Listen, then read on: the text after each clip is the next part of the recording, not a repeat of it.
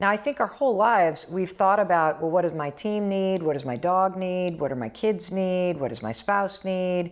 What do I need to be doing for other people, for my work, for other things? I have never asked myself, what does the woman in the mirror need from me today?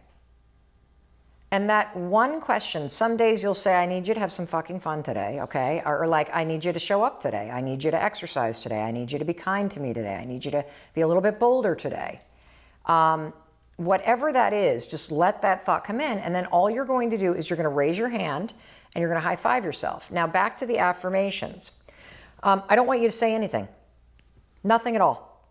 Because the science around why this works is so freaking mind-blowing and so exciting and so transformational that the world's leading experts in like neuroscience and habits are just like, phew. Yeah, talk about how the MBA and some of the stats that you found around that. Yeah, I will. So the MBA is really interesting. There was a research study done, I think it was done by UC Berkeley researchers, that was all about looking at the NBA and trying to discover what habits do successful NBA players and teams have that could actually connect to their success. And they all have tall people.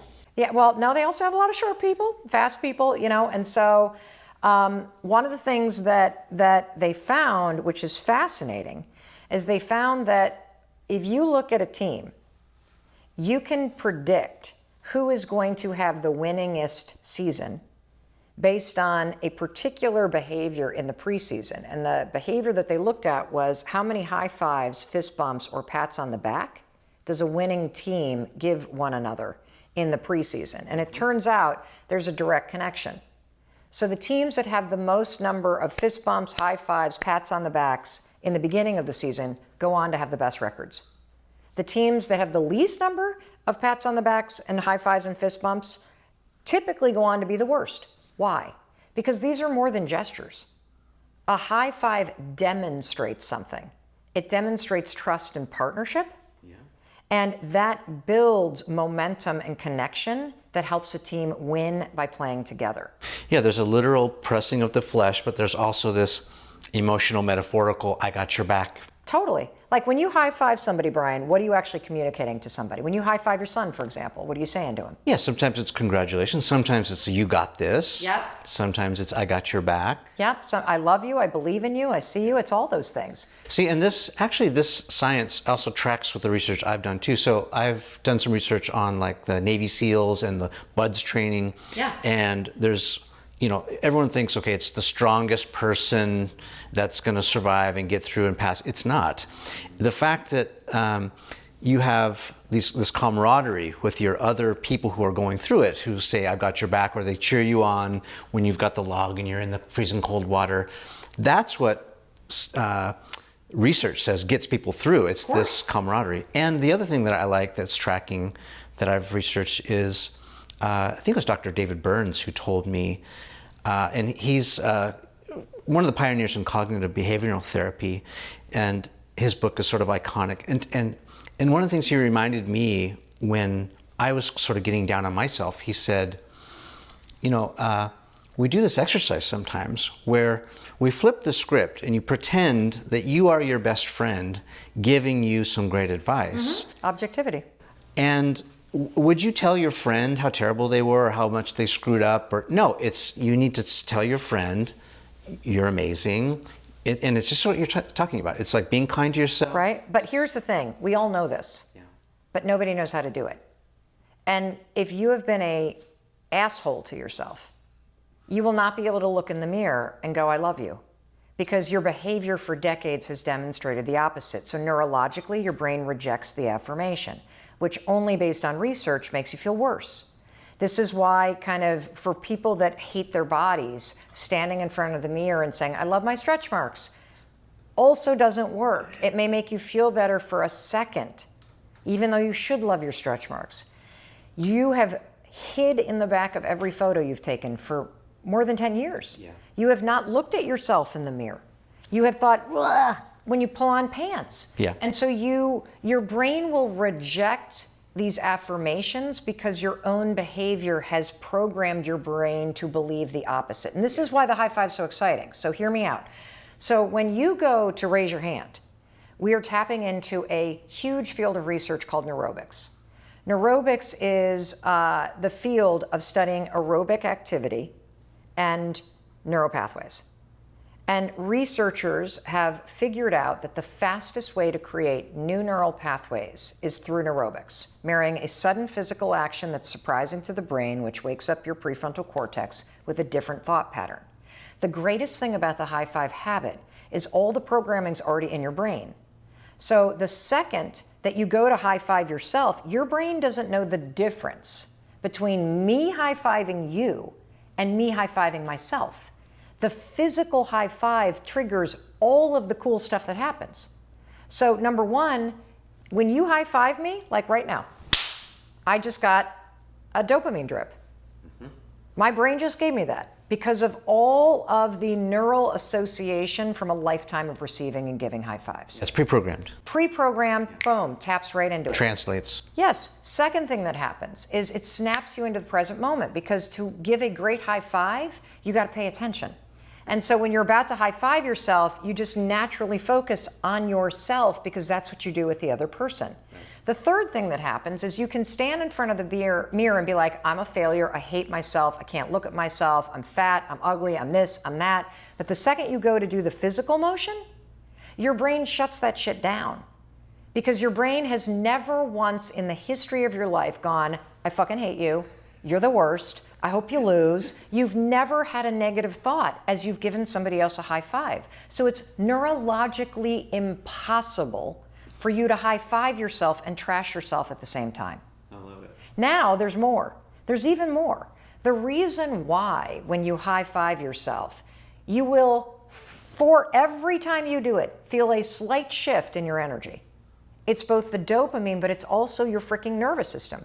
Your nervous system is wired for gestures of celebration. Right. So what do you do when you cross the finish line? Yeah, put your arms up. What do you do when the Dodgers score? Yeah, what do you do when you wave hello? Arm up. What do you do when you hug somebody? Arms up. What do you do when you high five? Arms up. Yeah. So you are also conditioned through your nervous system and the association with doing this to receive a jolt. And so what I recommend when people first try this, number one, it's going to feel weird. And that's a good thing. That's a really good thing, because the reason why it feels weird is because you are plowing a new neural pathway into your brain. Your current pathway is to reject yourself. So the second I force you to look at yourself, the opposite of what you're doing, or to high five yourself, which means seeing yourself, celebrating yourself, encouraging yourself, it's the opposite. It'll feel weird. Great, that means it's working. Number two, second thing is I want you to do this for 5 days, because most people resist it. And they resist it for a really sad reason. They resist it and think this is stupid, or it can't possibly work. It's too easy. It's too easy, for God's sake. My problems are so big. The resistance actually is from a really deep, ugly place. Well, and also kind of reminds me of a 5-second rule. Yeah. That seems too good to be true. Yeah. And every morning in the bathroom, you're standing there with this other human being in the mirror. What's in between you and that other human being is your past. All the things that you've survived.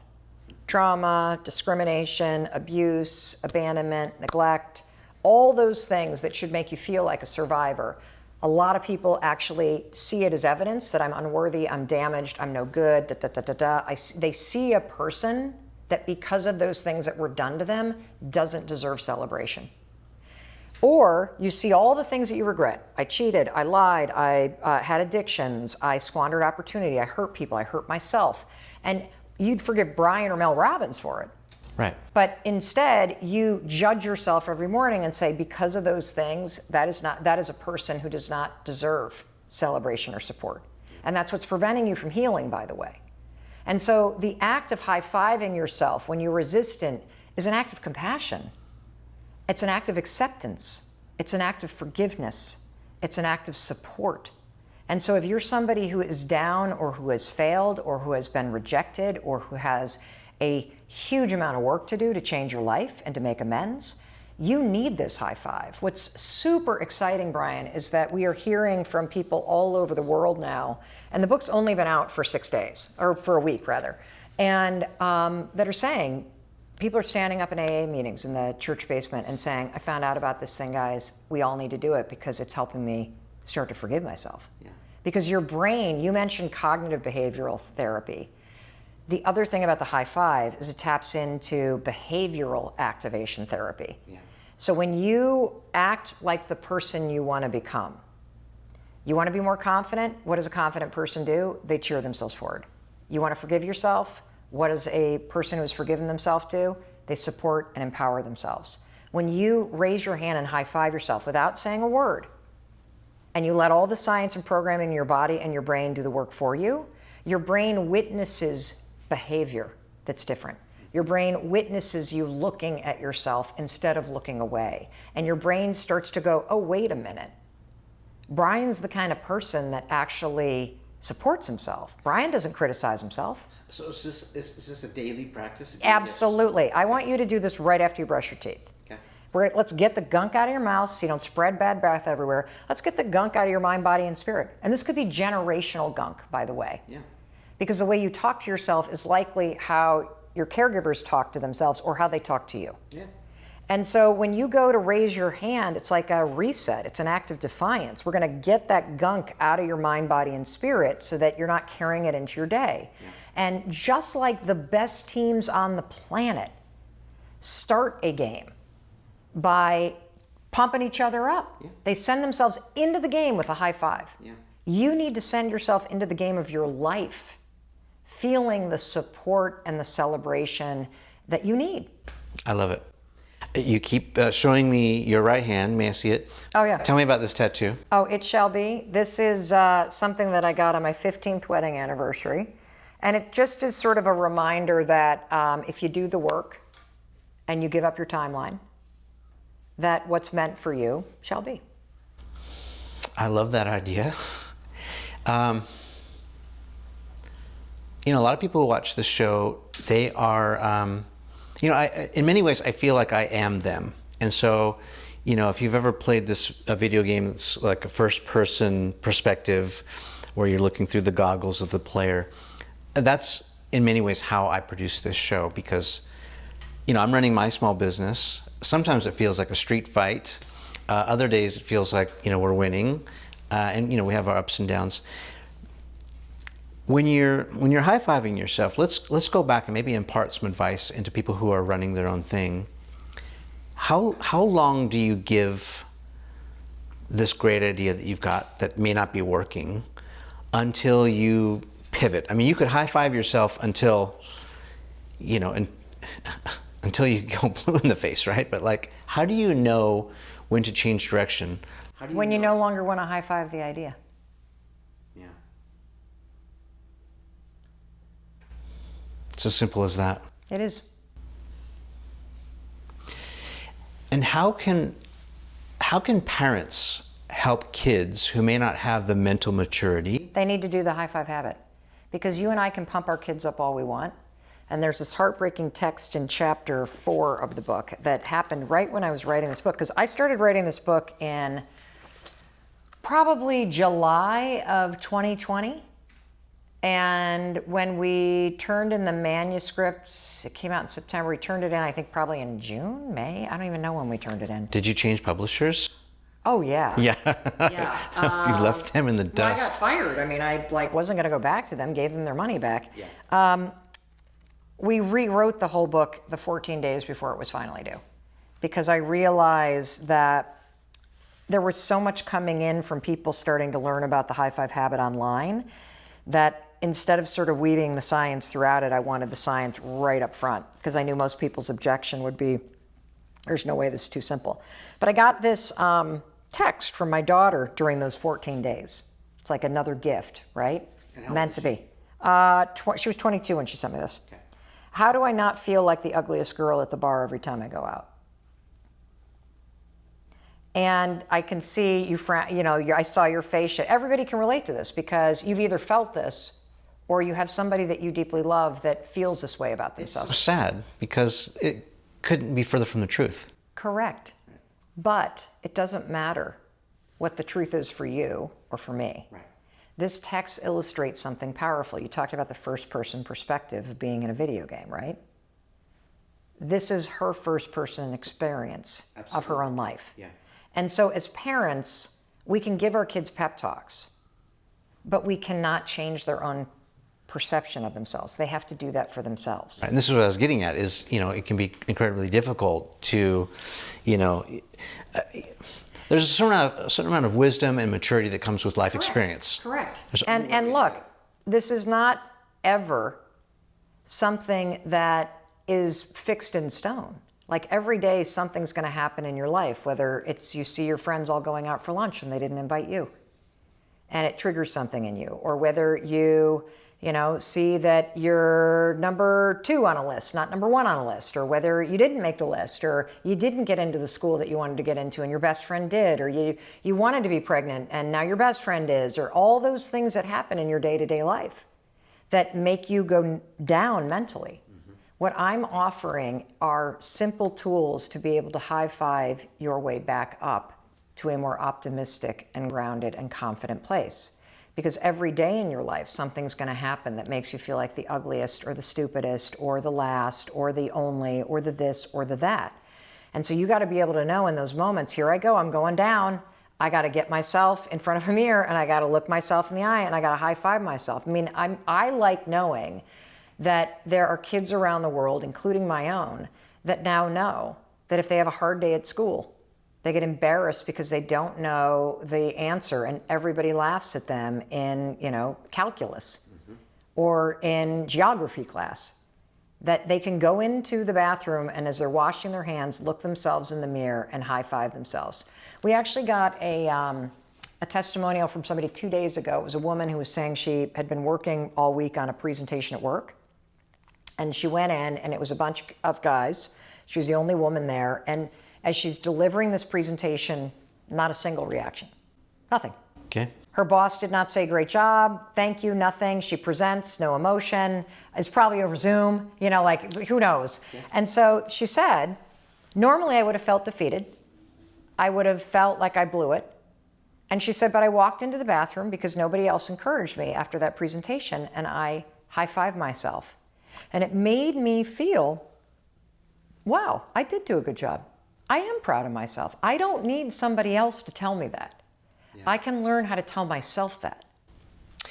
Do you think you're done with auditioning? Do you think you're done? What does auditioning mean? What do you mean? Well, so, you talked about, you have this, I remember your story when you told me that you were with CNN and then that didn't work out. Yeah. Right? And so, you've definitely built a business on your IP, which is amazing, but stuff keeps happening. It's bad luck sometimes, timing, and it keeps derailing, what would have been probably a very good track to be on, be this anchor on CNN or... I disagree. I totally disagree. I feel that what's meant for you is always trying to find you. Well, that's what I'm getting at. Your whole life is like a giant map, and you and I can sit here and look backwards, and it's so obvious how the dots on the map of your life connect to this moment. Like, for example, I went on the Today Show the other day and murdered it, and here's why. Like, I literally get onto the Today Show. They have me on to talk about the high-five habit. It's a 4-minute segment. How much can you cover in 4 minutes? Not a lot. Right. And who are you talking to? Savannah or? No, it was, I'm going to completely blank now. Jill, Vicky, and Craig. Okay. And so we are sitting there talking. Craig's a nice guy, isn't he? They're all great. Yeah. It's a phenomenal show, but it's a 4-minute segment. And I've got an idea that sounds stupid unless you sell the science, right? And you explain the science. So they go to do the opening segment. And I literally spin on a dime and I take the entire thing over. And in 4 minutes flat, I murder the segment. And when I walked off the set, you know what I thought? Oh, now I know what the daytime talk show is preparing me for. Doing 167 shows of my own, on my own set with a live audience and 6 cameras, and doing that day in and day out prepared me for this moment. To walk in when it really matters and in 4 minutes flat, own the place. Yeah, and I felt that way too. Like, nothing goes to waste. The stuff that I learned when I was bussing tables as a teenager, I guess what I was getting at is, we've been doing this series for a decade. And I think when I first started, I was thinking, it's going to be so great when I get my Netflix special. It's going to be so great when Oprah calls and she's like, I want you to be on, Super Sunday with me, or, whatever my dream was. And I don't want to say I've abandoned that path, but like I stopped holding my breath that I was going to get picked. And I did decide to pick myself because, well, there's a lot more creative control, but it was like this anticipation of waiting and this idea of auditioning for other people, hoping that the Today Show would call or CNN would pick up my show. And I just I've stopped thinking about that and just have been blazing my own path here, growing my audience, getting to know my audience. And I was curious if that is your path too. It's like you keep getting offers to, with Sony Television or go back. Are you thinking about that, or are you just blazing the Mel Robbins path? Well, it's not even that. I have a singular focus, and that's to make an impact in the lives of real people. Yeah, mine too, by the way. And so, like, the only thing that I care about is how can I show up in a way that cracks the darkness and lets a little light in for somebody.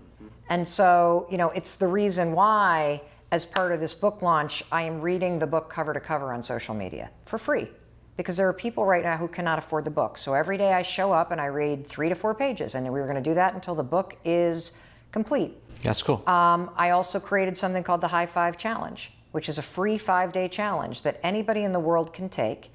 And we have 106,000 people from 91 countries. Today is day 4. And that challenge, not bad, it is the biggest app integrated challenge ever held, period. And it is happening in real time right now. And so as all of these numbers come in, we're the #2 best-selling book on Amazon. And I say this because I'm fucking proud of that. And we worked hard and we earned it. And the only reason why that matters to me is it means that the book is getting into people's hands. And it means the idea is spreading. Yeah. And so I only give a shit about whether or not what I'm doing makes a real difference in a real human being's life. It's why I'm not chasing celebrity. It's why I'm not obsessed with it and don't care about it. It's why I was actually interested after Sony Pictures came to us. We didn't go to them and pitch a talk show. Yeah. They came to us, we said, no, and then they wrote the right email. The reason why we're coming after you is the daytime audience has been left behind. They get to watch celebrity promotion, breaking news, or crap conflict. And we think that the woman that is raising her grandkids and has a high school education, which is who is watching daytime television at this point, deserves what you're talking about. Yeah. And I'm like, all right, I'm in. Needs it, yeah. I'm in. Yeah. And I knew when I went into that, because it was aligned with my desire to make an impact, that it was never about a show. Yeah. That it was just a dot on the map of my life that was going to give me an experience or a relationship or a skill or some wisdom that I needed for something that was coming next. Yeah, built into that question is really me asking another way is, how should we be measuring success? And I like the fact that, well, I like deeply personal. Like it's success is deeply personal. Yeah, that's true. I agree. And I can tell you shouldn't measure it based on your bank account or whether you drive a Range Rover or what neighborhood you live in or any of that shit. But the truth is that I think that however you measure success is up to you. So this show is called Behind the Brand. What is the Mel Robbins brand? How would you define it? How would you describe it? Deeply personal change. And full stop. I think so. Like either that or a high five. Like I think the essence of our brand is a high five. It's encouraging. It's accessible. It's communicates support and belief and momentum. I mean, we were just sitting back, chopping it up, reminiscing about the good old days and all that. Tracking